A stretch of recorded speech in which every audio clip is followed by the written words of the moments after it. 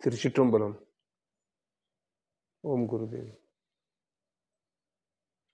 ಈ ಜಗತ್ತಲ್ಲಿ ಬದುಕಬೇಕಾದ್ರೆ ಮನಸ್ಸು ಬೇಕೇ ಬೇಕು. ಮನಸ್ಸಿಲ್ದಲೆ ಜಗತ್ತಲ್ಲೇನು ಬದುಕಲಿಕ್ಕೂ ಆಗಲ್ಲ, ಮುಂದುವರಿಲಿಕ್ಕೂ ಆಗಲ್ಲ. ಮನಸ್ಸೇ ಮಾಯೆ ಅಂತ ಹೇಳ್ತೀರ. ಮಾಯೆಯ ಆಳ ಮತ್ತು ಅಗಲ ವಿಸ್ತಾರ ಅದು ಅರಿವಿಗೆ ಸಿಗೋದಿಲ್ಲ. ಅದು ಆದರೂ ಕೂಡ ಗುರು ಮಾಯೆಯನ್ನು ಮೀರಿ, ಮನಸ್ಸನ್ನು ಮೀರಿ ಭಕ್ತ ಮತ್ತು ಶಿಷ್ಯರ ಅಂತರಾತ್ಮಕ್ಕೆ ಹೋಗಿ ಅವರ ಸ್ಥಿತಿಯನ್ನು ಅರಿತು ಅವರನ್ನು ತಿದ್ದಿ ಪುನಃ ಏನೂ ಗೊತ್ತಿಲ್ಲದ ರೀತಿ ತನ್ನ ಸ್ಥಿತಿಯಲ್ಲಿ ಮೌನವಾಗಿ ಜ್ಞಾನಿಯಾಗಿ ಗೊತ್ತಿದ್ರೂ ಕೂಡ ಗೊತ್ತಿಲ್ಲದ ರೀತಿ ಜೀವನ ಮಾಡ್ತಾನೆ ಗುರು. ಯಾವತ್ತೂ ಕೂಡ ಅವನು ನಾನು ಮಾಡಿದ್ದೀನಿ ಅಂತ ಹೇಳೋದೇ ಇಲ್ಲ. ಅದು ಹೇಗೆ ಸಾಧ್ಯ? ಆ ಸ್ಥಿತಿನ ಅವನು ಅನುಭವಿಸ್ಬೇಕಾದ್ರೆ ಅವನ ನಿಜ ಸ್ವರೂಪ ಹೇಗಿರುತ್ತೆ ಅನ್ನೋದನ್ನು ಈ ಜಗತ್ತಿಗೆ ಒಂದು ಸಂದೇಶ ಕೊಡಬೇಕಂತ ಅಂದ್ಕೊಳ್ತೀನಿ. ಜೈ ಗುರುದೇವ್. ತಿರುಚಿಟ್ಟಂಬಲಂ. ಗುರುವೇ ಶರಣಂ. ನಮಃ ಶಿವಾಯ. ನಮಃ ಶಿವಾಯ. ನಮಃ ಶಿವಾಯ. ನಮಃ ಶಿವಾಯ. ನಮಃ ಶಿವಾಯ. ನಮಃ ಶಿವಾಯ.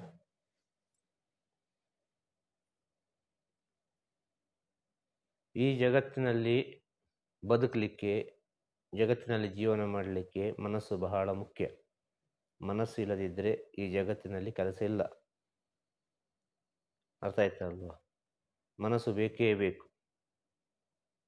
ಈ ಜಗತ್ತು ಬೆಳೀಲಿಕ್ಕೆ ಕಾರಣ ಮನಸ್ಸು. ಮನಸ್ಸು ಅಂದರೆ ಆಸೆ. ಆಸೆ ಇಲ್ಲದಿದ್ದರೆ ಈ ಪ್ರಪಂಚ ಬೆಳೀಲಿಕ್ಕೆ ಸಾಧ್ಯ ಇಲ್ಲ. ನಾವು ಇಷ್ಟು ಎತ್ತರಕ್ಕೆ ಬರಲಿಕ್ಕೆ ಸಾಧ್ಯ ಇಲ್ಲ. ಆ ಆಸೆ ಯಾವ ಆಸೆ? ಈ ಜಗತ್ತಿಗೆ ಬೇಕಾದ ಆಸೆ. ಬುದ್ಧಿ. ಬುದ್ಧಿ ಬೆಳೀತಾ ಬೆಳೀತಾ ಬೆಳೀತಾ ಬೆಳೀತಾ ಬೆಳೀತಾ ನಾವು ಇವತ್ತು ಇಷ್ಟು ಎತ್ತರಕ್ಕೆ ಬೆಳೆದಿದ್ದೇವೆ. ಉದಾಹರಣೆಗೆ ಒಂದು ವಿಡಿಯೋ ಕ್ಯಾಮರಾ ಅಲ್ವಾ, ಒಂದು ಫೋನು. ನಾವು ಮಾತನಾಡೋ ವಿಚಾರವನ್ನು ವಿಡಿಯೋ ಮಾಡ್ತದೆ ಈಗ ಅಲ್ವಾ. ವಿಡಿಯೋ ಮಾಡಿ ಆ ವಿಡಿಯೋವನ್ನು ಹಾಗೆ ಇಟ್ಟುಕೊಂಡು ಆ ವಿಡಿಯೋವನ್ನು ಎಷ್ಟು ಜನರಿಗೆ ಕೂಡ ನೋಡಲಿಕ್ಕೆ ಆಗ್ತದೆ, ಎಷ್ಟು ವರ್ಷ ಕಳೆದು ಕೂಡ ನೋಡಲಿಕ್ಕೆ ಆಗ್ತದೆ. ಈಗಿನ ಸ್ಥಿತಿ ಇದ್ದರೆ, ಮುಂದಿನ ಸ್ಥಿತಿಯಲ್ಲಿ ಯಾವುದಾದ್ರೂ ರೀತಿಯ ಬದಲಾವಣೆ ಆದರೆ ಇದೆಲ್ಲ ಏನು ಪ್ರಯೋಜನಕ್ಕೆ ಬರೋದಿಲ್ಲ. ಈಗಿನ ಸ್ಥಿತಿಗೆ, ಈಗಿನ ಕಾಲಕ್ಕೆ ತಕ್ಕಂಥ ಉದಾಹರಣೆ ಅಲ್ವಾ. ಈ ವಿಡಿಯೋನ ಅಮೆರಿಕದಲ್ಲಿ ಕೂಡ ನೋಡಲಿಕ್ಕೆ ಆಗ್ತದೆ ಅಲ್ವಾ. ಸತ್ಯ ಅಲ್ವಾ? ಇದು ಬುದ್ಧಿದಾನೆ ಕಾರಣ ಇದಕ್ಕೆ. ಈ ಬುದ್ಧಿ ಒಳ್ಳೆಯ ವಿಚಾರವನ್ನು ಹೇಳ್ತಾ ಉಂಟು, ಬೇರೇನು ಹೇಳ್ತಾ ಇಲ್ಲ. ಆದರೆ ಇದೇ ಬುದ್ಧಿ ಇನ್ನೊಂದು ರೀತಿಯಲ್ಲಿ ಕೆಟ್ಟ ವಿಚಾರವನ್ನು ಕೂಡ ಹೇಳ್ತಾ ಉಂಟು ಅಲ್ವಾ. ಒಳ್ಳೆಯ ವಿಚಾರವನ್ನು ಹೇಳ್ತಾ ಉಂಟು, ಕೆಟ್ಟ ವಿಚಾರವನ್ನು ಹೇಳ್ತಾ ಉಂಟು, ಎರಡೂ ಹೇಳ್ತಾ ಉಂಟು. ಎರಡೂ ಈ ಪ್ರಪಂಚಕ್ಕೆ ಬಹಳ ಮುಖ್ಯ. ಈ ಒಳ್ಳೆಯ ವಿಚಾರ ಕೆಟ್ಟ ವಿಚಾರ ಸೃಷ್ಟಿಯಾಗುವುದು ಈ ಮನಸ್ಸಿನಲ್ಲಿ. ಅರ್ಥ ಆಯ್ತಲ್ವ? ಈ ಪ್ರಪಂಚದಲ್ಲಿ ಜೀವನ ಮಾಡಬೇಕು, ಈ ಜಗತ್ತಿನಲ್ಲಿ ಜೀವನ ಮಾಡಬೇಕು ಅಂತ ಹೇಳಿದರೆ ಮನಸ್ಸು ಬಹಳ ಮುಖ್ಯ. ಆ ಮನಸ್ಸು ಯಾವ ರೀತಿಯ ಮನಸ್ಸಿರಬೇಕು ಅಂತಂದರೆ ಒಳ್ಳೆಯ ಮನಸ್ಸಾಗಿರಬೇಕು, ಪವಿತ್ರತೆ ತುಂಬಿರಬೇಕು, ಸತ್ಯ ತುಂಬಿರಬೇಕು. ಇಂಥ ಮನಸ್ಸೆಲ್ಲ ಒಳ ಮನಸ್ಸಾಗಿರ್ತದೆ, ಹೊರ ಮನಸ್ಸಾಗಿರುವುದಿಲ್ಲ. ಅರ್ಥ ಆಯ್ತಲ್ವ? ಇಂಥ ಮನಸ್ಸು ಜೀವಾತ್ಮಕ್ಕೆ ಹತ್ತಿರ ಹತ್ತಿರ ಹತ್ತಿರ ಹತ್ತಿರ ಹತ್ತಿರ ಆಗ್ತಾ ಇರ್ತದೆ. ಜೀವಾತ್ಮಕ್ಕೆ ಮನಸ್ಸು ಹತ್ತಿರ ಆಗುವಾಗ ಅಲ್ಲಿ ಶುದ್ಧತೆ ಎಂಬುದು, ಪವಿತ್ರತೆ ಎಂಬುದು, ಸತ್ಯ ಎಂಬುದು, ನಂಬಿಕೆ ಎನ್ನುವುದು, ಶರಣಾಗತಿ ಎಂಬುದು ತನ್ನಿಂತಾನಾಗಿ ಬರುವುದು. ಅರ್ಥ ಆಗ್ತಾ ಹೇಳೋದು? ಮನಸ್ಸು ಬೇಕೇ, ಮನಸ್ಸಿಲ್ಲದ್ರೆ ಆಗುವುದೇ ಇಲ್ಲ. ಆ ಮನಸ್ಸನ್ನು ನಾವು ಪರಿವರ್ತನೆಗೊಳಿಸಬೇಕು. ಆ ಮನಸ್ಸನ್ನು ಪರಿವರ್ತನೆ ಮಾಡಿ ಈ ಜಗತ್ತಿನಿಂದ ಇನ್ನೊಂದು ಜಗತ್ತಿದೆ. ಅರ್ಥ ಆಯ್ತಾ ಅಲ್ವ? ಸತ್ಯ ಜಗತ್ತದು. ಅಲ್ಲಿ ಸಪ್ತ ಋಷಿಗಳು ವಾಸ ಮಾಡುವ ಸ್ಥಳ ಅದು. ಅನೇಕ ಋಷಿಮುನಿಗಳು ವಾಸ ಮಾಡುವ ಸ್ಥಳ ಅದು. ಈ ಭೂಲೋಕದಿಂದ ನಾವು ಹೋಗಬೇಕು ಋಷಿ ಲೋಕಕ್ಕೆ ಅಂತ ಹೇಳುದು. ಅದು ಸತ್ಯಲೋಕ ಅಂತ ಹೇಳುದು. ಅಲ್ಲಿ ಬೇರೆ ಏನು ವಿಚಾರ ಇಲ್ಲ. ಅಲ್ಲಿ ಜಡ್ಜ್ಮೆಂಟ್ ಆಗ್ತದೆ. ಅರ್ಥ ಆಗ್ತದೆ ಹೇಳೋದು? ನಾವು ಇಲ್ಲಿ ಮಾಡಿದ ಎಲ್ಲ ವಿಚಾರ ಅಲ್ಲಿ ಜಡ್ಜ್ಮೆಂಟ್ ಆಗ್ತದೆ. ಈ ನಮ್ಮ ಆತ್ಮ ಎಲ್ಲಿವರೆಗೆ ಹೋಗ್ತದೆ ಅಲ್ಲಿವರೆಗೆ ಹೋಗ್ತದೆ. ಹೋಗುದು ಹೋಗಿ ಹೋಗ್ತದೆ. ಯಾವುದು? ದೇಹ ಬಿಟ್ಟ ನಂತರ ಆತ್ಮ ಎಲ್ಲಿ ಹೋಗ್ಬೇಕು ಅಲ್ಲಿಗೆ ಹೋಗ್ತದೆ. ಅಲ್ಲಿ ಹೋಗಿ ಒಂದು ಜಡ್ಜ್ಮೆಂಟ್ ಆಗ್ತದೆ, ಏನೆಲ್ಲ ಆಗಿದೆ ಅಂತೇಳಿ. ಏನೆಲ್ಲ ಆಗಿದೆ ಅಂತೇಳಿ ಜಡ್ಜ್ಮೆಂಟ್ ಅವರು ಹೇಳುವವರು ಯಾರು? ಏನೆಲ್ಲ ಆಗಿದೆ ಅಂತೇಳಿ ಜಡ್ಜ್ಮೆಂಟ್ ಹೇಳುವವರು ಯಾರು? ಪುರಾಣದಲ್ಲಿ ಹೇಳಿದ್ದಾರೆ, ಚಿತ್ರಗುಪ್ತ ಅಂತೇಳಿ ಅಲ್ವಾ. ಆ ಚಿತ್ರಗುಪ್ತ ಅಂದರೆ ಏನು ಗೊತ್ತಾ? ನಮ್ಮ ಮನಸಾಕ್ಷಿ. ಚಿತ್ತ ಅಂತ ಹೇಳ್ತಾರಲ್ವ, ಚಿತ್ತ ಅಂದರೆ ಮನಸ್ಸಾಕ್ಷಿ. ಆ ಮನಸ್ಸಾಕ್ಷಿ ಸತ್ಯವನ್ನು ಹೇಳ್ತದೆ, ಅದು ಜಡ್ಜ್ಮೆಂಟ್. ಅದು ಹೇಳ್ತದೆ ಹೋಗಿ. ಆಗ ಈ ಆತ್ಮ ಹೋಗುವಾಗ ಜೊತೆಗೆ ಮನಸ್ಸು ಕೂಡ ಹೋಗ್ತದೆ. ಮನಸ್ಸು ಅಲ್ಲಿಗೆ ನಿಲ್ಲುವುದಿಲ್ಲ. ಅಷ್ಟು ಪವರ್ಫುಲ್ ಯಾವುದು ಮಾಯೆ ಅಂತ ಹೇಳಿದರೆ. ಅರ್ಥ ಆಯ್ತಲ್ವ? ಅದು ಬಿಡುವುದಿಲ್ಲ. ನಾನು ಕೂಡ ಬರ್ತೇನೆ ಒಟ್ಟಿಗೆ ಅಂತ ಹೇಳ್ತದೆ. ಜಡ್ಜ್ಮೆಂಟ್ ಆಗಬೇಕು, ನನಗೆ ಕೂಡ ಸತ್ಯ ಗೊತ್ತಾಗಬೇಕು ಅಂತೇಳಿ. ಆಗಲ್ಲ ಒಂದು ಜಡ್ಜ್ಮೆಂಟ್ ಆಗ್ತದೆ ಅಲ್ಲಿ. ಏನು ಜಡ್ಜ್ಮೆಂಟ್ ಆಗ್ತದೆ ಆಗ? ಏನು ಜಡ್ಜ್ಮೆಂಟ್ ಆಗ್ತದೆ ಅಂತ ಹೇಳಿದರೆ, ಈ ವ್ಯಕ್ತಿ ಹೀಗೆ ಮಾಡಿದ್ದಾನೆ, ಹೀಗೆ ಆಗಿದೆ, ಈ ಆತ್ಮ ಇಂಥದಕ್ಕೆಲ್ಲ ಸಂಬಂಧಪಟ್ಟುಂಟು, ಇಂಥ ಆಸೆಗಳೆಲ್ಲ ಉಂಟು. ಇಂಥ ಆಸೆಗಳೆಲ್ಲ ಇದ್ದರೆ ಇಲ್ಲಿರಲಿಕ್ಕೆ ನೀನು ಯೋಗ್ಯವಾದ ವ್ಯಕ್ತಿ ಅಲ್ಲ. ಪುನಃ ಹೋಗು ನೀನು, ಇನ್ನೊಂದು ದೇಹವನ್ನು ತಾಳು, ಇನ್ನೊಂದು ದೇಹವನ್ನು ಧರಿಸಿ ಪುನಃ ಒಂದು ಆಸೆಯನ್ನು ಮುಗಿಸಿ ಬೇಗ ಬಾ ಅಂತೇಳಿ ಕಳಿಸ್ತದೆ.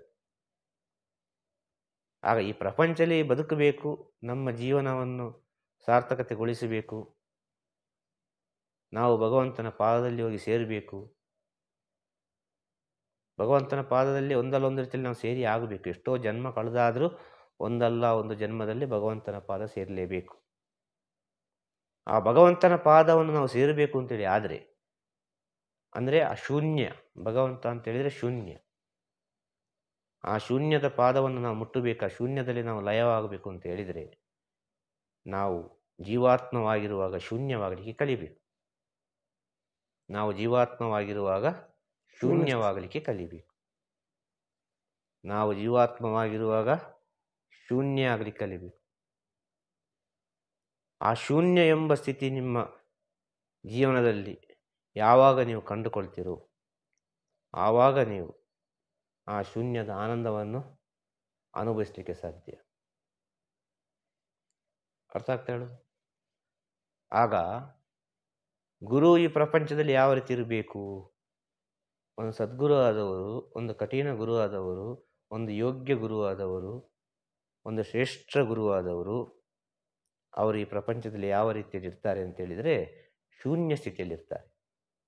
ಆ ಶೂನ್ಯ ಸ್ಥಿತಿಯಲ್ಲಿರುವ ಕಾರಣ ಅವರಿಗೆ ಯಾವ ವಿಚಾರವೂ ಅಂಟಿಕೊಳ್ಳುವುದಿಲ್ಲ. ನಾನು ಮಾಡಿದೆ, ನನ್ನಿಂದ ಆಯಿತು, ನನ್ನ ಶಿಷ್ಯಂದರಿದ್ದಾರೆ, ನನಗಿಷ್ಟು ಭಕ್ತರಿದ್ದಾರೆ, ನನ್ನನ್ನಿಷ್ಟು ಜನ ಹಿಂಬಲಿಸ್ತಾರೆ ಎಂಬ ವಿಚಾರ ಎಲ್ಲ ಇರುವುದಿಲ್ಲ ಅಲ್ಲಿ. ಅರ್ಥ ಆಯ್ತಲ್ಲ? ಅಲ್ಲಿ ಶೂನ್ಯ ಸ್ಥಿತಿ ಅಷ್ಟೇ. ಆ ಶೂನ್ಯ ಸ್ಥಿತಿಯಲ್ಲಿ ಅವನು ಏನು ಮಾಡ್ತಾನೆ ಅಂತೇಳಿ ಅವನಿಗೆ ಅರಿವಿರುವುದಿಲ್ಲ. ಆ ಶ್ರೇಷ್ಠ ಗುರುವಾದವರು ಶೂನ್ಯ ಸ್ಥಿತಿಯಲ್ಲಿ ಮಾತಾಡ್ತಾರೆ. ಆ ಶ್ರೇಷ್ಠ ಗುರುವಾದವರು ಶೂನ್ಯ ಸ್ಥಿತಿಯಲ್ಲಿ ಏನೋ ಒಂದು ಕೆಲಸ ಕಾರ್ಯವನ್ನು ಮಾಡ್ತಾರೆ. ಅಲ್ಲಿ ಯಾವುದರ ಬಗ್ಗೆ ಚಿಂತೆ ಇಲ್ಲ. ಒಂದು ಕ್ಷಣದಿಂದ ಏನು ಮಾತನಾಡಿದ್ದೇನೆ ಎಂಬ ಅರಿವು ಕೂಡ ಅಲ್ಲಿರುವುದಿಲ್ಲ. ಇದು ಶೂನ್ಯ ಸ್ಥಿತಿ ಅಂತ ಹೇಳುವುದು. ಅರ್ಥ ಆಗ್ತದೆ? ನಾನು ಹಿಂದೆ ಏನು ಮಾತನಾಡಿದ್ದೇನೆ, ಈಗ ಏನು ಮಾಡ್ತಾ ಇದ್ದೇನೆ, ಮುಂದೆ ನಾನು ಏನು ಮಾಡ್ತಾ ಇದ್ದೇನೆ, ಯಾವುದಕ್ಕೂ ಅರಿವಿರೋದಿಲ್ಲ. ಯಾವುದಕ್ಕೂ ಅರಿವಿರುವುದಿಲ್ಲ. ಆದರೆ ಈ ಪ್ರಪಂಚ ಶಕ್ತಿಯ ಮೂಲಕ ಆ ಶೂನ್ಯ ಸ್ಥಿತಿಯಲ್ಲಿರುವ ಗುರು ಆದರೂ ಸರಿ, ಯೋಗಿಯಾದರೂ ಸರಿ, ಜ್ಞಾನಿಯಾದರೂ ಸರಿ, ಶೂನ್ಯ ಸ್ಥಿತಿಯಲ್ಲಿ ಇರುವವರು ಆ ಸಮಯ ಸಂದರ್ಭಕ್ಕೆ, ಆ ವ್ಯಕ್ತಿಗೆ, ಆ ಸ್ಥಳಕ್ಕೆ ಏನು ಕೊಡಬೇಕು. ಅರ್ಥ ಆಯ್ತಲ್ವ? ಸಮಯ ಸಂದರ್ಭ ಪರಿಸ್ಥಿತಿ, ಒಂದು ವ್ಯಕ್ತಿ ಇಲ್ಲರ ಆ ಸ್ಥಳ, ಅರ್ಥ ಆಯ್ತಲ್ವ? ಅಲ್ಲಿಗೆ ಏನು ಕೊಡಬೇಕು ಅದು ಪ್ರಕೃತಿ ಮೂಲಕ ಒಳ್ಳೆಯದನ್ನೇ ಕೊಡ್ತಾರೆ ಅವರು. ಶೂನ್ಯ ಸ್ಥಿತಿ ಯಾವತ್ತಿದ್ರೂ ಅದು ಒಳ್ಳೆಯದು. ಅವರಿಗೆ ಅರಿವಿಲ್ಲ, ಆದರೆ ಅವರ ಕೈಯಿಂದ ಆಗುವ ವಿಚಾರಗಳೆಲ್ಲ ಒಳ್ಳೆಯದೇ, ಅವರ ಬಾಯಿಂದ ಬರುವ ವಿಚಾರಗಳೆಲ್ಲ ಒಳ್ಳೆಯದೇ, ಅವರ ಕೈಯಿಂದ ಕೊಟ್ಟ ವಿಚಾರ ಎಲ್ಲ ಒಳ್ಳೆಯದೇ. ಹಾಗಾದ್ರೆ ಯಾರು ಆ ಸ್ಥಿತಿಯಲ್ಲಿ ಇರುವವರು? ಯಾರು? ಅಲ್ವಾ? ಆ ಸ್ಥಿತಿಯಲ್ಲಿರುವವರು ಯಾರು ಅಂತೇಳಿದರೆ ಅವರೇ ಮಹಾಗುರು, ಅವರೇ ಆದಿಗುರು, ಅವರೇ ಪರಮಗುರು. ಅರ್ಥ ಆಯ್ತಲ್ವ? ಆ ಸ್ಥಿತಿಯಲ್ಲಿರುವವರು ಅವರು ದೇವರನ್ನು ಮೀರಿದವರು. ದೇವರಂದ್ರೆ ಯಾರು ಅಂತೇಳಿ ಈ ಪ್ರಪಂಚಕ್ಕೆ ಹೇಳಿಕೊಟ್ಟವರು, ಈ ಪ್ರಪಂಚಕ್ಕೆ ಹೇಳುವವರು, ಈ ಪ್ರಪಂಚಕ್ಕೆ ಹೇಳ್ತಾ ಇರುವವರು, ಈ ಪ್ರಪಂಚಕ್ಕೆ ಇನ್ನು ಮುಂದೆ ಹೇಳುವವರು. ಈ ಪ್ರಪಂಚದಲ್ಲಿ ಶೂನ್ಯ ಸ್ಥಿತಿಯಲ್ಲಿರುವ ಗುರುಗಳಿರುವ ಕಾರಣ ಈ ಪ್ರಪಂಚ ಇವತ್ತಿಗೆ ಇಷ್ಟರ ಮಟ್ಟಿಗಿದೆ. ಈ ಸತ್ಯವನ್ನು ನಾವು ತಿಳಿಯಬೇಕು. ಅವರು ಎಲ್ಲಿದ್ದಾರೆ, ಹೇಗೆ ಇದ್ದಾರೆ, ಏನು ಮಾಡ್ತಾ ಇದ್ದಾರೆ, ಯಾವ ರೀತಿ ಇದ್ದಾರೆ ಎಂಬ ವಿಚಾರವನ್ನು ಕಲ್ಪನೆಯಲ್ಲಿ ಕೂಡ ನಾವು ಕಲ್ಪನೆ ಮಾಡಲಿಕ್ಕೆ ಸಾಧ್ಯ ಇಲ್ಲ. ಅರ್ಥ ಆಯ್ತಲ್ಲ? ಕನಸಿನಲ್ಲಿ ಕೂಡ ಕಲ್ಪನೆ ಮಾಡಲಿಕ್ಕೆ ಸಾಧ್ಯ ಇಲ್ಲ. ಆಗ ಅವರು ಯಾರು? ಅವರು ಜಗತ್ತಿನಲ್ಲಿದ್ದಾರಾ? ಇಲ್ಲ. ಅವರು ಯಾಕೆ ಬೇಕಾಗಿ ಬಂದಿದ್ದಾರೆ ಈ ಪ್ರಪಂಚಕ್ಕೆ? ಇಲ್ಲಿರುವುದು ಸತ್ಯ. ಮಾನವ ಕಲ್ಯಾಣಕ್ಕೆ ಬೇಕಾಗಿ, ಲೋಕ ಕಲ್ಯಾಣಕ್ಕೆ ಬೇಕಾಗಿ ಅವರ ಸೇವೆ ಇರ್ತದೆ. ಯಾರೋ ಒಬ್ಬನ ವಿಧಿಯಲ್ಲಿ ಗುರು ಆಗಬೇಕು, ಯಾರೋ ಒಬ್ಬನ ವಿಧಿಯಲ್ಲಿ ಜ್ಞಾನಿಯಾಗಬೇಕು, ಯಾರೋ ಒಬ್ಬನ ವಿಧಿಯಲ್ಲಿ ಸಾಧಕನಾಗಬೇಕು, ಯಾರೋ ಒಬ್ಬನ ವಿಧಿಯಲ್ಲಿ ಅನೇಕ ದೈವಿಕ ಶಕ್ತಿಯನ್ನು ಪಡೆದುಕೊಳ್ಳಬೇಕು ಎಂಬ ವಿಚಾರಗಳಲ್ಲಿ ಇರ್ತದಲ್ವಾ? ಇಂಥವರಿಗೆ ಇಂಥ ಗುರುವಿನ ದರ್ಶನ ಅವರವರ ಜ್ಞಾನಕ್ಕೆ ತಕ್ಕಂತೆ ಆಗ್ತದೆ. ಆಗ ಅವರು ಏನು ಹೇಳ್ತಾರೆ ಅಂತ ಹೇಳಿದರೆ, ಅವರು ಈ ಪ್ರಪಂಚಕ್ಕೆ ಸೇರಿದವರಲ್ಲಪ್ಪ, ಅವರ ಸ್ಥಿತಿಗತಿಯೇ ಬೇರೆ. ಈ ನಾವು ಲೋಕದ ಯಾವುದೋ ನೋಡಿದಾಗಲ್ಲ, ನಾವು ನೋಡಿದಾಗಲ್ಲ ಅದು ವಿಚಾರವೇ ಬೇರೆ, ತುಂಬ ಸೂಕ್ಷ್ಮವಾಗಿರಬೇಕು. ಹಾಗೆ ಹೇಳ್ತಾ ಹೇಳ್ತಾ ಹೇಳ್ತಾ ಕೊನೆಗೆ ಹೇಳ್ತಾನೆ ಪರಮಾತ್ಮ ಅಂತ ಹೇಳ್ತಾನೆ, ಡಿವೈನ್ ಸೋಲ್ ಅಂತ ಹೇಳ್ತಾನೆ. ಅರ್ಥ ಆಯ್ತಲ್ವ? ಆ ಸತ್ಯವನ್ನು ಹುಡುಕಿಕೊಂಡು ಹೋಗ್ತಾನಲ್ವ, ಅವನಿಗೆ ಶೂನ್ಯ ಸ್ಥಿತಿಯ ಗುರುವಿನ ದರ್ಶನ ಆಗಲಿಕ್ಕೆ ಸಾಧ್ಯ. ಆಗ ಅವನು ಅಲ್ಲಿ ಶೂನ್ಯತ್ವವನ್ನು ಕಂಡುಕೊಳ್ತಾನೆ. ಆ ಶೂನ್ಯದಲ್ಲಿ ಏನೂ ಇಲ್ಲ, ಆದರೆ ಆ ಶೂನ್ಯದಲ್ಲಿ ಎಲ್ಲವೂ ಇರುವುದು. ಆಗ ಗುರು ಈ ಪ್ರಪಂಚಕ್ಕೆ ಸ್ವಂತವಾದವನ ಅಲ್ಲ, ಆ ಪ್ರಪಂಚಕ್ಕೆ ಸ್ವಂತವಾದವನ ಅಲ್ಲ. ಅದನ್ನು ದಾಟಿದ ಒಂದು ಪ್ರಪಂಚ ಉಂಟು. ಅರ್ಥ ಆಯ್ತಲ್ವ? ಆ ಪ್ರಪಂಚಕ್ಕೆ ಸ್ವಂತವಾದವನು ಗುರು. ಆ ಪ್ರಪಂಚ ಯಾವುದು ಗೊತ್ತುಂಟ? ಬಿಂದು. ಬಿಂದು ಅಂತ ಹೇಳಿದರೆ ಸೃಷ್ಟಿಯ ಮೂಲ. ಈ ಬ್ರಹ್ಮಾಂಡದ ಸೃಷ್ಟಿಯ ಮೂಲವೇ ಬಿಂದು. ಆ ಬಿಂದುವಿಗೆ ಹೋಗಿ ಸೇರ್ತಾನೆ ಗುರು ಅಂತ ಹೇಳಿದವನು. ಅಲ್ಲಿಂದ ಎಲ್ಲವೂ ಸೃಷ್ಟಿಯಾದ್ದು. ಆ ಬಿಂದುವಿಂತಲೂ ಸೂಕ್ಷ್ಮವಾಗ್ತಾನವನು, ಅದರಿಂದಲೂ ಸೂಕ್ಷ್ಮವಾಗ್ತಾನೆ. ಆ ಬಿಂದು ಹೇಗೆ ಸೃಷ್ಟಿಯಾಯಿತು, ಆ ಬಿಂದುವಿನಲ್ಲಿ ಏನೆಲ್ಲ ಇದೆ ಎಂಬ ವಿಚಾರವನ್ನೆಲ್ಲ ತಿಳಿದು ಈ ಪ್ರಪಂಚಕ್ಕೆ ಸತ್ಯವನ್ನು ಹೇಳ್ತಾನವ. ಅದುವೇ ನಮ್ಮೊಳಗಿರುವುದು, ಅದುವೇ ಬ್ರಹ್ಮಾಂಡ ಪೂರ್ತಿ ವ್ಯಾಪಿಸಿರುವುದು.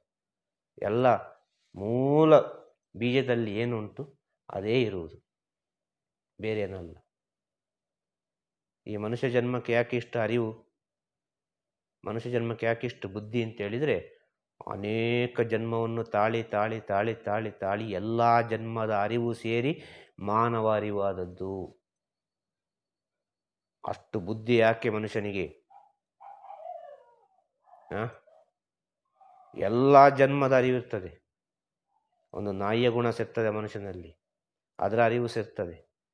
ಒಂದು ಕಪ್ಪೆಯ ಅರಿವು ಸೇರ್ತದೆ, ಒಂದು ಕೋಳಿಯ ಅರಿವು ಸೇರ್ತದೆ, ಒಂದು ಸರ್ಪದ ಅರಿವು ಸೇರ್ತದೆ, ಒಂದು ಸಿಂಹದ ಅರಿವು ಸೇರ್ತದೆ.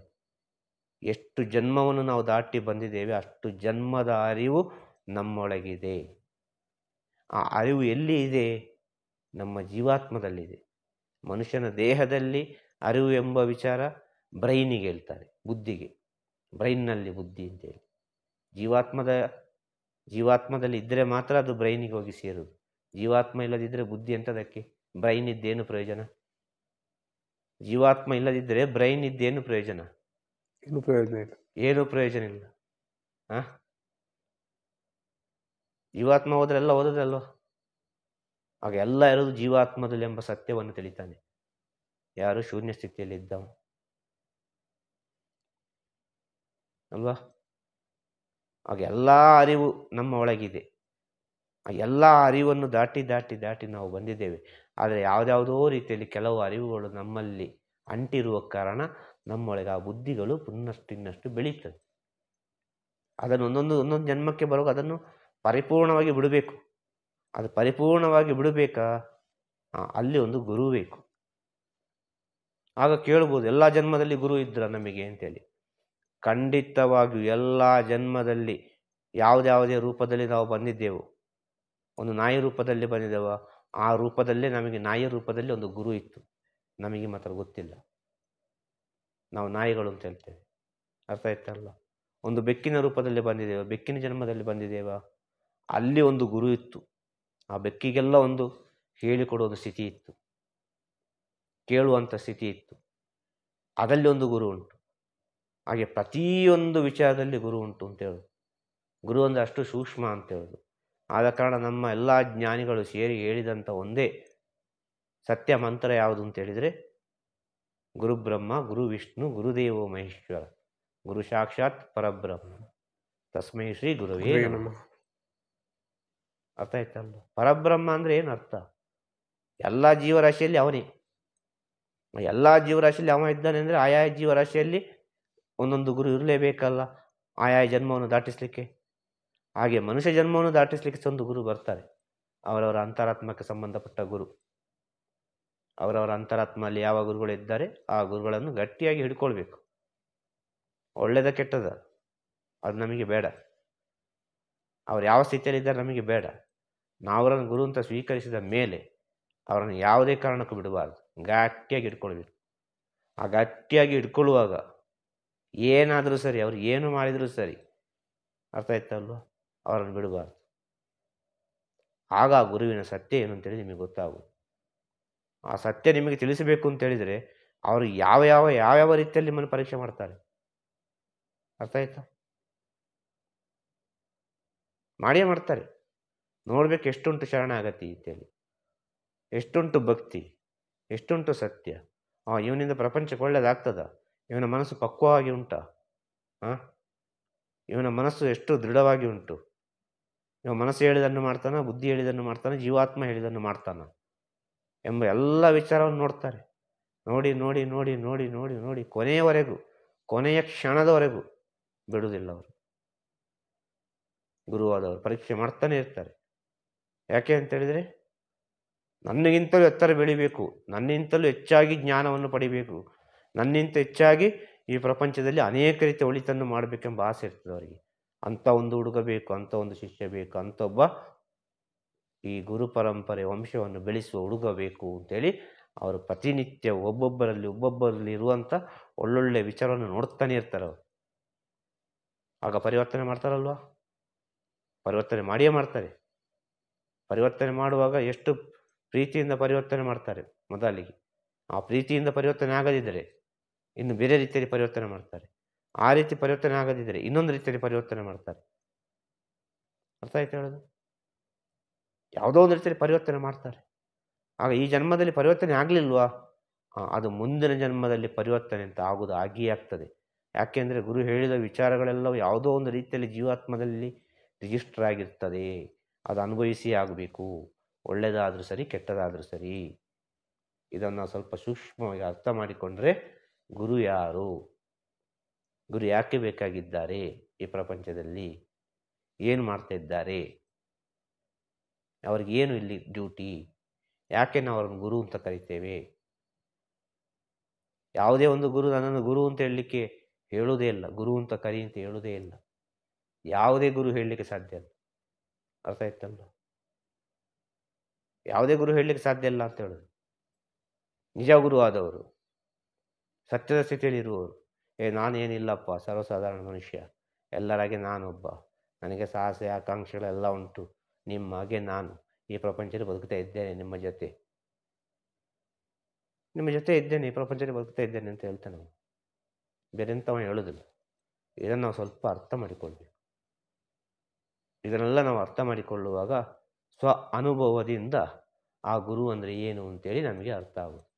ಅಲ್ಲಿವರೆಗೆ ಗುರು ಅಂದರೆ ಏನು ಅಂತೇಳಿ ನಮಗೆ ಅರ್ಥ ಆಗಲಿಕ್ಕೆ ಸಾಧ್ಯ ಇಲ್ಲ, ಖಂಡಿತವಾಗಿ ಸಾಧ್ಯ ಇಲ್ಲ. ನಿಮ್ಮ ಸ್ವಂತ ಅನುಭವವೇ ನಿಮಗೆ ಶ್ರೇಷ್ಠವಾದ ಗುರು. ನಿಮ್ಮ ಸ್ವಂತ ಅನುಭವವೇ ನಿಮಗೆ ಶ್ರೇಷ್ಠವಾದ ಗುರು. ಆ ಅನುಭವದ ಮೂಲಕ ನೀವು ಒಂದು ಗುರುವನ್ನು ಹೋಗಿ ದರ್ಶನ ಮಾಡ್ತೀರಿ. ಆ ಅನುಭವದ ಮೂಲಕ ಒಂದು ಗುರುವಿನ ಎಲ್ಲ ವಿಚಾರವನ್ನು ತಿಳಿದುಕೊಳ್ತೀರಿ. ಆ ಅನುಭವದ ಮೂಲಕ ಗುರುವಿನ ಸೇವೆಯನ್ನು ಮಾಡ್ತೀರಿ. ನಿಮ್ಮ ಒಳಗೆ ಅನುಭವ ಆದರೆ ಗುರು ಅಂದರೆ ಏನು ಅಂತೇಳಿ ನಿಮ್ಮ ಒಳಗೆ ಅನುಭವ ಆಗುವಾಗ ನಿಮಗೆ ಅರಿವಿಲ್ಲದಂತೆ ಒಂದು ಗುರುವಿನ ಹತ್ರ ಹೋಗ್ತೀರಿ. ಅರ್ಥ ಆಯ್ತಲ್ವ?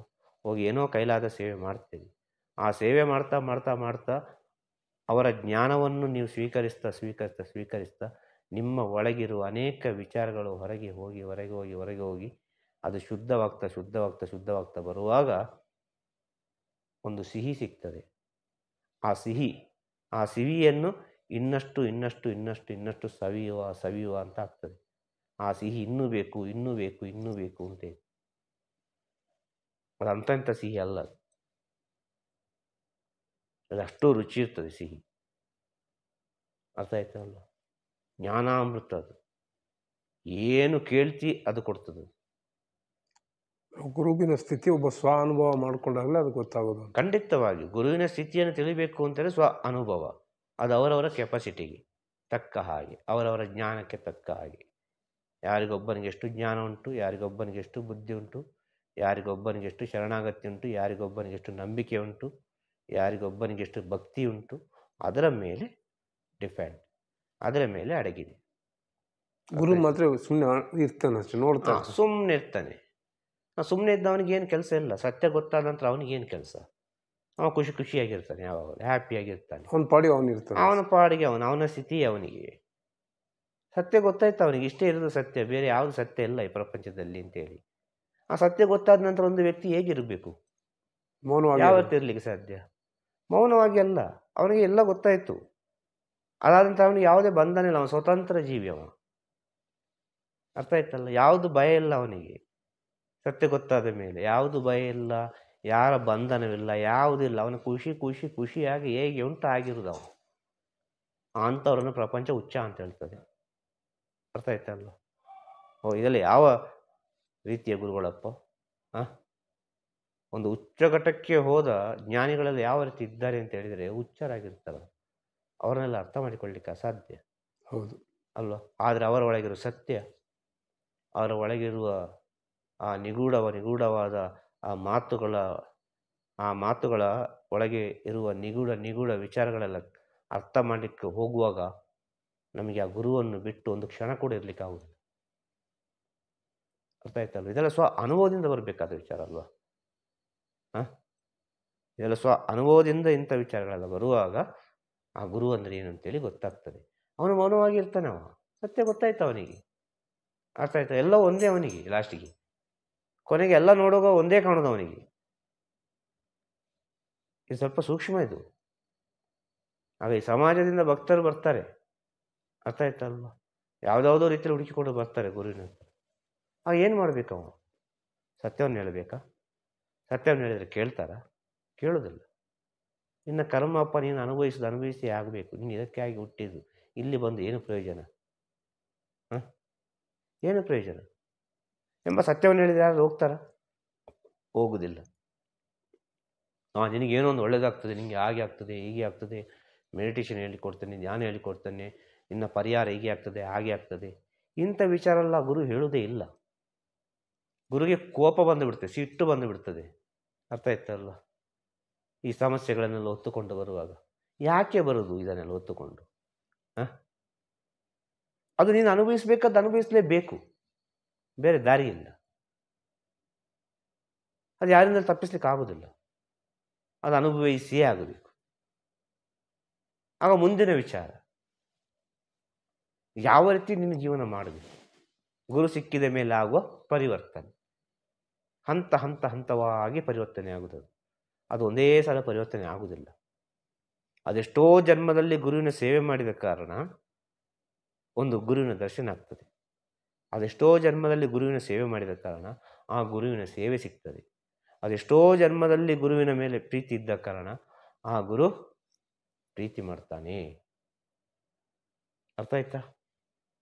ಅದೆಷ್ಟೋ ಜನ್ಮ ಜನ್ಮದ ವಿಚಾರ. ಗುರುವನ್ನು ಪ್ರೀತಿ ಮಾಡಿ, ಆ ಭಗವಂತನನ್ನು ಪ್ರೀತಿ ಮಾಡಿದಾಗಿ. ಗುರುವನ್ನು ನಿಮಗೆ ಪ್ರೀತಿ ಮಾಡ್ಲಿಕ್ಕೆ ಗೊತ್ತಿಲ್ಲ, ಮತ್ತೆ ಭಗವಂತನನ್ನು ಹೇಗೆ ನೀವು ಪ್ರೀತಿ ಮಾಡೋದು? ಅಲ್ವಾ? ಆ ಕಣ್ಣಿಗೆ ಕಾಣದ ಭಗವಂತನನ್ನು ನೀವು ಪ್ರೀತಿ ಮಾಡ್ತೀರಂತೆ, ಕಣ್ಣಿಗೆ ಕಾಣುವ ಗುರುವನ್ನು ಯಾಕೆ ನೀವು ಪ್ರೀತಿ ಮಾಡೋದಿಲ್ಲ?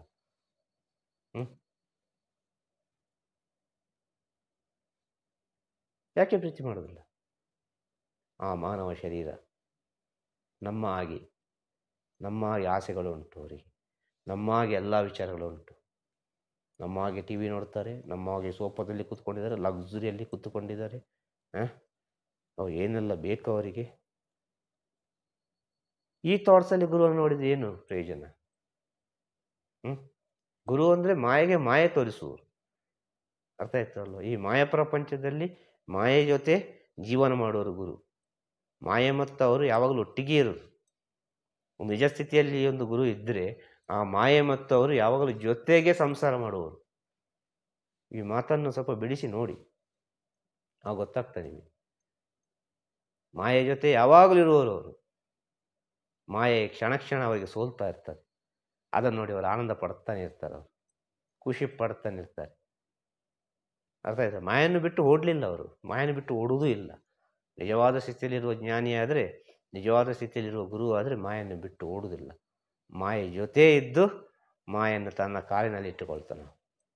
ಕಾಲಿನ ಬುಡದಲ್ಲಿ ಒಳ್ಳೆ ಮೆಟ್ಟಿ ಇಟ್ಟುಕೊಂಡು ಅವನ ಸ್ಥಿತಿಯಲ್ಲೇ ಅವನಿರ್ತಾನೆ.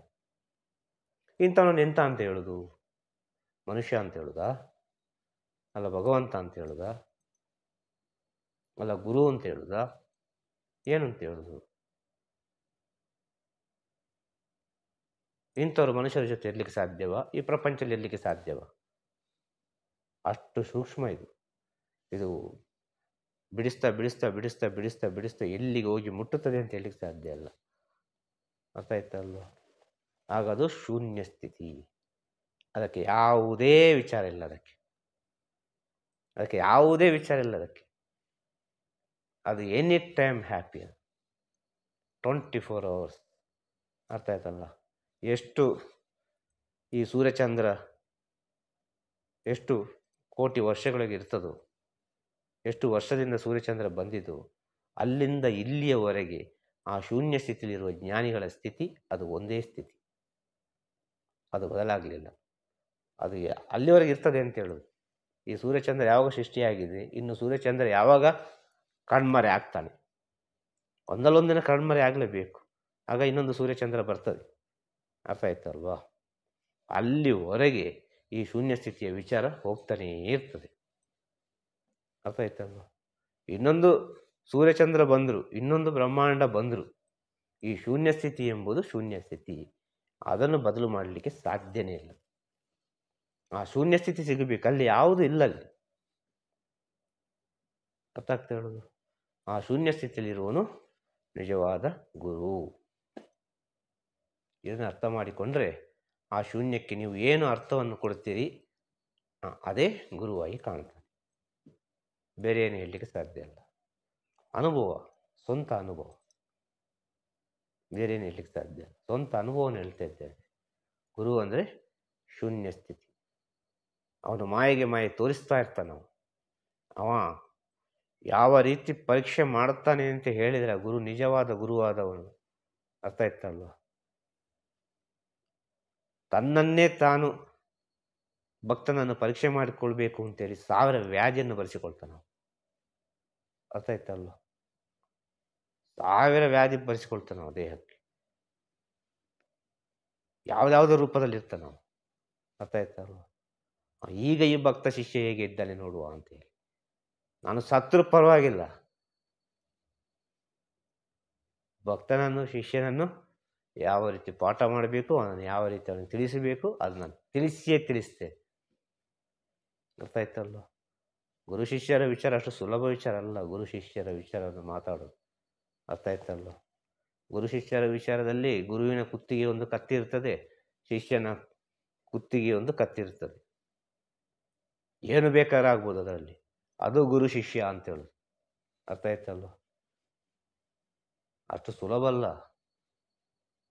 ಗುರುಕುಲ ಅಂತ ಹೇಳಿದರೆ ನೀವು ನೆನೆಸಿದ ಹಾಗೆ ಈ ಸಿನಿಮಾದಲ್ಲಿ ತೋರಿಸುವ ಹಾಗೆ ಪುಸ್ತಕದಲ್ಲಿ ಎಂತ ಈ ಪುಸ್ತಕದಲ್ಲಿ ಓದಿದ ಹಾಗೆ ಈ ಪುಸ್ತಕದಲ್ಲೆಲ್ಲ ಬರೆದಿರ್ತದಲ್ವ, ಗುರುಕುಲ ಅಂದರೆ ಶಾಂತವಾಗಿತ್ತು, ಹಾಗೆ ಇತ್ತು, ಹೀಗೆ ಇತ್ತು, ಖುಷಿಯಾಯಿತು, ಸಾವಿರ ವಿಚಾರ ಎಲ್ಲ ಹೇಳ್ತದೆ, ಸಿನಿಮಾದಲ್ಲೆಲ್ಲ ತೋರಿಸ್ತಾರೆ.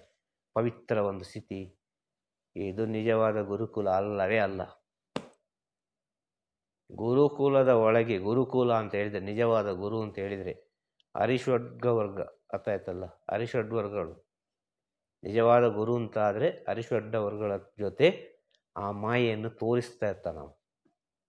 ಆ ಮಾಯೆಯ ಜೊತೆ ಅವ ಆಟ ಆಡಿಕೊಂಡಿರ್ತಾನೆ. ಅಲ್ಲಿ ನೀನು ಗೆಲ್ಲಬೇಕು. ಆ ಮಾಯೆಯ ಜೊತೆ ಮಾಯೆಯ ಒಳಗೆ ಇದ್ದು ನೀನು ನೀನಾಗಿರಬೇಕು ಅಂತ ಹೇಳ್ತಾನೆ. ದೊಡ್ಡ ಸ್ಥಿತಿ ಅದು, ಅಷ್ಟು ಸುಲಭ ಇಲ್ಲ. ಅರ್ಥ ಆಯ್ತಲ್ವ? ಈ ಯಾರು ಶತ್ರುವನ್ನು ಉಂಟಲ್ವಾ, ಗುರುವಾದವನು, ಈ ಅರಿಷಡ್ವರ್ಗಳನ್ನು, ಈ ಅರಿಷಡ್ವರ್ಗಳನ್ನು 6 ಕುದುರೆಗಳನ್ನಾಗಿ ಮಾಡಿ ಓಡಿಸ್ತಾನ ಒಂದೇ ಬ್ಯಾಲೆನ್ಸಲ್ಲಿ. ಅದು ಕೇಳುವುದಿಲ್ಲ, ಆದರೂ ಅದನ್ನು ತನ್ನ ಹಿಡಿತಲಿಟ್ಟುಕೊಂಡು ಒಳ್ಳೆ ಬ್ಯಾಲೆನ್ಸಲ್ಲಿ ತಗೊಂಡು ಹೋಗ್ತಾನೆ. ಕೊನೆಗೇನಾಗ್ತದೆ, ಅದು ಸಮ ಹಂತಕ್ಕೆ ಬಂದು ನಿಲ್ತದೆ, ಸರಿಯಾದ ಸ್ಥಿತಿಯಲ್ಲಿ ಬಂದು ನಿಲ್ತದೆ. ಈ ರೀತಿಯಾಗಿ ಗುರು ಶಿಷ್ಯನನ್ನು ಪರೀಕ್ಷೆ ಮಾಡ್ತಾನೆ. ಒಂದೊಂದು ಶಿಷ್ಯನಿಗೆ ಕಾಮ ವಿಪರೀತವಾಗಿರ್ತದೆ, ಒಂದು ಭಕ್ತನಿಗೆ ಮತ್ಸರ ವಿಪರೀತವಾಗಿರ್ತದೆ, ಇನ್ನೊಂದು ಭಕ್ತನಿಗೆ ಕ್ರೋಧ ವಿಪರೀತವಾಗಿರ್ತದೆ. ಹೇಳಲಿಕ್ಕಾಗೋದಿಲ್ಲ. ಈ ಶಿಷ್ಯರಾದರೂ ಸರಿ, ಭಕ್ತರಾದರೂ ಸರಿ, ಒಬ್ಬೊಬ್ಬರಿಗೂ ಒಂದೊಂದು ಸ್ಟೇಟಸ್, ಒಂದೊಂದು ಸ್ಥಿತಿ. ನಾನು ಎಂಬ ಸ್ಥಿತಿ, ನಾನು ಮಾಡಿದೆ ಅಂತ ಸ್ಥಿತಿ. ಇನ್ನೊಬ್ಬ ಮಾಡೋದನ್ನು ನೋಡಿ ಅವ ಮಾಡ್ತಾ ಇದ್ದಾನಲ್ಲ, ನನಗೆ ಸಿಕ್ಕಲಿಲ್ಲ ಅಲ್ಲ ಇದು, ನಾನು ಮಾಡಬೇಕಿತ್ತಲ್ಲ ಎಂಬ ಫೈಟಿಂಗ್ಗಳು ಶಿಷ್ಯರ ಒಳಗೆ ನಡೀತಾ ಇರ್ತದೆ. ಇದು ಗುರು ಆಡಿಸುವ ಆಟ. ಇದೆಲ್ಲ ಅರ್ಥ ಮಾಡ್ಲಿಕ್ಕೆ ಸಾಧ್ಯವ? ಅವರು ಬೇಕು ಅಂತಲೇ ಆಟ ಆಡಿಸ್ತಾರೆ. ಇದೆಲ್ಲ ನೋಡೋಕೆ ಏನು ಅನಿಸ್ತದೆ, ಎಲ್ಲ ಬಿಟ್ಟು ಗುರುಕುಲಕ್ಕೆ ಬಂದರೆ ಗುರುಕುಲದಲ್ಲಿ ಹೀಗೆ ಉಂಟಲ್ಲಪ್ಪ, ಇದೇ ಎಂಥದ್ದು ಅಂತೇಳಿ. ಇದೇ ಸತ್ಯ. ಪ್ರಪಂಚದಲ್ಲಿ ಹೇಗೆ ಇದ್ದರೂ ಅದು ಹೈಡಾಗಿ ಹೋಗ್ತದೆ, ಗುರುಕುಲದಲ್ಲಿ ಹೈಡ್ ಆಗುವುದಿಲ್ಲ. ಒಂದು ಗುರುವಿನ ಹತ್ರ ಹೈಡ್ ಆಗುವುದಿಲ್ಲ, ಹೈಡ್ ಆದ್ದು ಕೂಡ ಅದು ಓಪನ್ ಮಾಡಿಸ್ತಾರೆ. ಅರ್ಥ ಆಯ್ತಲ್ವ? ಪ್ರಪಂಚದಲ್ಲೇ ಹೈಡ್ ಆಗ್ತದೆ, ಅದು ನೋಡೋರ ಕಣ್ಣಿಗೆಲ್ಲ ಶುದ್ಧಚಾರವಾಗಿ ಇರ್ತದೆ. ಆದರೆ ಗುರುವಿನ ಹತ್ರ ಬಂದ ಕೂಡಲೇ ಈ ಪವಿತ್ರ ಶುದ್ಧ ಅಂತ ಹೇಳಿದ್ದುಂಟಲ್ಲ, ಅದನ್ನು ಅವರು ಅಶುದ್ಧ ಮಾಡಿ ನೋಡಿಯೇ ನೋಡ್ತಾರೆ. ಇದು ಶುದ್ಧ ಆದರೆ ಅಶುದ್ಧ ಆಗುವುದಿಲ್ಲ, ಇದು ಶುದ್ಧ ಆದರೆ ಅಶುದ್ಧ ಆಗುವುದಿಲ್ಲ. ಅಶುದ್ಧ ಮಾಡುವ ಅಶುದ್ಧ ಆಗ್ತದೆ, ಅಲ್ಲ ಶುದ್ಧವಾಗಿ ಇರ್ತಾರೆ. ಅರ್ಥ ಆಯ್ತಲ್ಲ? ಅದೇ ಹೇಳುದು, ಹೈಡಾದ ವಿಚಾರ ಕೂಡ ಅವರು ಹೊರಗೆ ತರ್ತಾರೆ ಅಂತ ಹೇಳುದು. ಹೊರಗೆ ತಂದು ನೋಡ್ತಾರೆ ಅವರು, ಹೇಗೆ ಉಂಟು ಅಂತೇಳಿ. ಆದರೆ ಗುರು ಮಾಡಿದ್ದು ಅಂತೇಳಿ ಯಾರಿಗೂ ಗೊತ್ತಾಗಲಿಕ್ಕಿಲ್ಲ. ಕಾರಣ ಏನು? ಅವನು ಸತ್ಯವನ್ನು ಹುಡುಕಿಕೊಂಡು ಬರಬೇಕು ಅಂತ ಆದರೆ, ಆ ಸತ್ಯದ ಮಾರ್ಗ ತೋರಿಸಬೇಕು ಅಂತ ಹೇಳಿದೆ. ಆದರೆ ಇವನ ಒಳಗೆ ಏನು ಇರಬಾರ್ದು, ಏನು ಇರಬಾರ್ದು. ಇವನು ಶೂನ್ಯ ಆಗ್ತಾ ಬರಬೇಕು. ಅರ್ಥ ಆಯ್ತಲ್ವ? ಒಂದೊಂದೊಂದನ್ನೇ ಬಿಡ್ತಾ ಕೊನೆಗೆ ಆ 0 ಅಂತ ಹೇಳುವ ವಿಚಾರಕ್ಕೆ ಬಂದು ಮುಟ್ಟುವಾಗ, ಅರ್ಥ ಆಯ್ತಲ್ಲ, ಶೂನ್ಯ ಸ್ಥಿತಿಗೆ ಬಂದು ಮುಟ್ಟುವಾಗ ಆ ಗುರುವಿಗೆ ಅರ್ಥ ಆಗ್ತದೆ, ಇವನ ಕೆಲಸ ಮುಗೀತು, ಇನ್ನು ಇವನು ಹೇಗೂ ಬೇಕಾದ್ರೆ ಇರ್ಬೋದು ಅಂತೇಳಿ ಅವರ ಸ್ಥಿತಿಗೆ ತಕ್ಕ ಹಾಗೆ ಒಂದು ಆಶೀರ್ವಾದ ಮಾಡಿ, ಒಂದು ಜ್ಞಾನವನ್ನು ಕರುಣಿಸಿ ಅವನನ್ನು ಪ್ರಪಂಚಕ್ಕೆ ವರದಾನವಾಗಿ ಕೊಟ್ಟು ಬಿಡ್ತಾರೆ. ಅರ್ಥ ಆಯ್ತಾ? ಆ ಸ್ಥಿತಿ ಶಿಷ್ಯನಿಗೆ ಯಾವಾಗ ಬರ್ತದೆ, ಆವಾಗ ಗುರು ಅಂದರೆ ಏನು ಅಂತೇಳಿ ಅರ್ಥ ಆಗುದು. ಅಲ್ಲಿವರೆಗೆ ಗುರು ಅಂದರೆ ಏನಂತೇಳಿ ಅರ್ಥ ಆಗುವುದಿಲ್ಲ. ಇದನ್ನು ನಾವು ಸ್ವಲ್ಪ ಸೂಕ್ಷ್ಮವಾಗಿ ಅರ್ಥ ಮಾಡಿಕೊಂಡ್ರೆ ನೀವು ಕೇಳಿದ ಪ್ರಶ್ನೆಗೆ ಎಲ್ಲ ಉತ್ತರ ಇದರೊಳಗೆ ಉಂಟು. ಅರ್ಥ ಮಾಡಿಕೊಳ್ಳಬೇಕು, ಇದನ್ನು ಬಿಡಿಸಬೇಕು. ಇದನ್ನು ಸರಿಯಾಗಿ ಬಿಡಿಸಿ ಬಂದರೆ ಎಷ್ಟು ಪೇಜಿನ ಪುಸ್ತಕ ಆಗುವಂತ ಹೇಳಲಿಕ್ಕೆ ಸಾಧ್ಯ ಇಲ್ಲ. ಆದರೆ ಇದೇ ರೀತಿ ಹೇಳಲಿಕ್ಕೆ ಆಗುವುದಿಲ್ಲ, ಇದೇ ರೀತಿ ಬರೀಲಿಕ್ಕೆ ಆಗುವುದಿಲ್ಲ. ಸ್ವಲ್ಪ ವ್ಯತ್ಯಾಸ ಆಗಿಯೇ ಆಗ್ತದೆ. ಆಗ ಹೇಳಿದ ಮಾತು ತಪ್ಪಿ ಹೋಯ್ತಲ್ಲ, ಸತ್ಯ ಅಲ್ವ? ಆಗ ಗುರುವಿನ ಮುಖಾಂತರ ಗುರುವಿನ ಬಾಯಿಯಿಂದ ನೇರವಾಗಿ ನಾವು ಏನು ಕೇಳಿದ್ದೇವೆ ಅದೇ ಸತ್ಯ. ಅರ್ಥ ಆಯ್ತಲ್ವ? ಸೀದಾ ಸೇರುತ್ತೆ, ಜೀವಾತ್ಮಕ್ಕೆ ಹೋಗಿ ಸೇರಿಕೊಳ್ಳುತ್ತೆ. ಖಂಡಿತವಾಗಿ ಡೈರೆಕ್ಟ್ ಜೀವಾತ್ಮಕ್ಕೆ ಹೋಗಿ ಸೇರಿರ್ತದೆ. ಅದಷ್ಟು ಸುಲಭ ವಿಚಾರ ಅಲ್ಲ. ಗುರುವಿನ ಬಾಯಿಯಿಂದ ನೇರವಾಗಿ ಕೂತುಕೊಂಡು ನಾವು ಕೇಳೋದುಂಟಲ್ಲ, ಅಷ್ಟು ಸುಲಭವಾದ ವಿಷಯ ಅಲ್ಲ. ಇದನ್ನು ಸ್ವಲ್ಪ ಸೂಕ್ಷ್ಮವಾಗಿ ಅರ್ಥ ಮಾಡಿದರೆ ಅರ್ಥ ಆಗ್ತದೆ. ಒಂದು ಒಳ್ಳೆಯ ಗುರು, ಈ ಪ್ರಪಂಚದಲ್ಲಿರುವ ಎಷ್ಟು ಪುಸ್ತಕಗಳುಂಟು, ಎಷ್ಟು ಕೋಟಿ ಕೋಟಿ ಕೋಟಿ ಪುಸ್ತಕ ಉಂಟಲ್ವ, ಅಷ್ಟಕ್ಕೆ ಒಂದು ಒಳ್ಳೆಯ ಗುರು ಸಮ.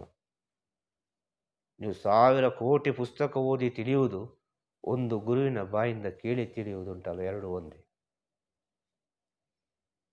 ಈ ಪ್ರಪಂಚದ ಎಷ್ಟು ಜ್ಞಾನ ಉಂಟು, ಎಲ್ಲ ಗ್ರಂಥ ಆ ಕಡೆ ಈ ಕಡೆ, ಆ ಜ್ಞಾನ ಈ ಜ್ಞಾನ, ಸಂಸ್ಕೃತ ಆ ಕಡೆದು ಈ ಕಡೆದು, ವೇದ ಎಲ್ಲ 1000 ವಿಚಾರ ಉಂಟಲ್ಲ ಪ್ರಪಂಚದಲ್ಲಿ. ಜ್ಞಾನಕ್ಕೆ ಸಂಬಂಧಪಟ್ಟ ಎಲ್ಲ ಗ್ರಂಥಗಳು ಪುಸ್ತಕಗಳೆಲ್ಲ ಒಬ್ಬೊಬ್ಬ ಅನುಭವವನ್ನು ಹೇಳಿದೆಲ್ಲ ಎಲ್ಲ ಸ್ಟಡಿ ಮಾಡ್ತಾ ಇದ್ದಾರಲ್ವ. ಇದೆಲ್ಲ ಸ್ಟಡಿ ಮಾಡೋದಕ್ಕಿಂತ ಒಂದು ಗುರುವಿನ ಮುಂದೆ ಕೂತ್ಕೊಂಡು 1 ಗಂಟೆ ಹೊತ್ತು ಮಾತನಾಡಿದರೆ ಒಳ್ಳೆಯದು ಅಂತ ಹೇಳುತ್ತೆ ನಾನು. ಅಷ್ಟು ವಿಷಯ ಇರ್ತದೆ ಅಲ್ಲಿ. ಅರ್ಥ ಆಯ್ತಲ್ಲ ಹೇಳುದು? ಹಾಗೆ ಭಾಳ ಸೂಕ್ಷ್ಮವಾಗಿ ನೀವು ಯೋಚನೆ ಮಾಡಿ. ಅರ್ಥ ಆಯ್ತಲ್ವ? ತುಂಬ ಸೂಕ್ಷ್ಮ ಇದೆ ಇದು. ಗುರುವನ್ನು ಅರ್ಥ ಮಾಡಿಕೊಳ್ಳೋದು ಸುಲಭ. ಅರ್ಥ ಆಯ್ತಲ್ವ? ಎಲ್ಲ ಒಳ್ಳೆಯದೇ ಆಗಲಿ, ಎಲ್ಲರಿಗೂ ಶುಭವಾಗಲಿ, ಎಲ್ಲರಿಗೂ ಜಯವಾಗಲಿ. ಎಲ್ಲರಿಗೂ ಅವರವರಲ್ಲಿ ಒಂದು ಹೇಳುವ ವಿಚಾರ ಏನು ಅಂತೇಳಿ, ಎಲ್ಲರಿಗೂ ಅವರವರಿಗೆ ಹೇಳುವ ವಿಚಾರ ಏನು ಅಂತೇಳಿದ್ರೆ, ನಿಮ್ಮ ಅಂತರಾತ್ಮದಲ್ಲಿ ಒಂದು ಗುರು ಇದ್ದರೆ ಆ ಗುರುವನ್ನು ಗಟ್ಟಿಯಾಗಿ ಹಿಡ್ಕೊಳ್ಳಿ. ಖಂಡಿತವಾಗಿಯೂ ಒಂದಲ್ಲ ಒಂದು ದಿನ ನಿಮಗೆ ಒಳ್ಳೆಯದಾಗಿಯೇ ಆಗ್ತದೆ. ಖಂಡಿತವಾಗಿಯೂ ಈ ಮನುಷ್ಯ ಜನ್ಮದ ಸಾರ್ಥಕತೆಯನ್ನು ನೀವು ಕಂಡುಕೊಳ್ಬೋದು. ಅದು ನಿಮ್ಮ ಅಂತರಾತ್ಮಲ್ಲಿ ಇರಬೇಕು ಅವರು. ಅರ್ಥ ಆಯ್ತಲ್ವ? ಅಂತರಾತ್ಮಲ್ಲಿ ನೀವು ಜಾಗ ಕೊಟ್ಟಿರ್ಬೇಕು ಅವರಿಗೆ. ಅವರಿಂದ ನಿಮಗೆ ಒಳಿತೇ ಆಗುವುದು. ನಮಃ ಶಿವಾಯ. ಗುರುವೇ ಶರಣಂ. ಗುರುವೇ ಶರಣಂ. ತಿರುಚಿಟ್ರಂಬಲಂ.